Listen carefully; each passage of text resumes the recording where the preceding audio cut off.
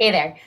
Finding an illustrator for your children's books is one of the most important decisions you will make as an author. The illustrations are essential to having a successful book, and I have seen a number of authors who try to cut corners and do the work themselves, and I have to tell you, it's not worth it.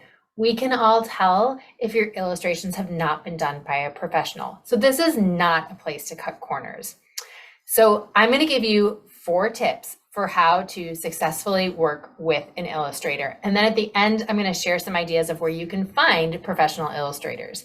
So tip number 1 is to review their work ahead of time and ask them to submit at least one sketch for your book's concept before committing, because it's really important to find someone with a style that fits your vision. Tip number 2 is to be upfront about payment and payment schedules. So maybe that's a flat rate, maybe that's a per illustration cost, whatever it is, you want to have this outlined in an agreement with your illustrator.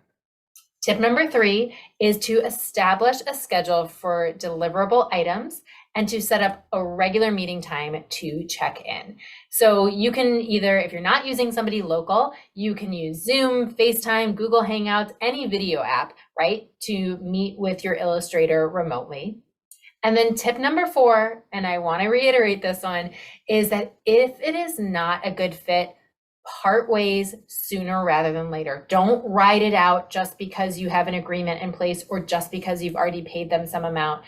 If for some reason you realize that the illustrator is not the right fit for your project, don't put your book at risk.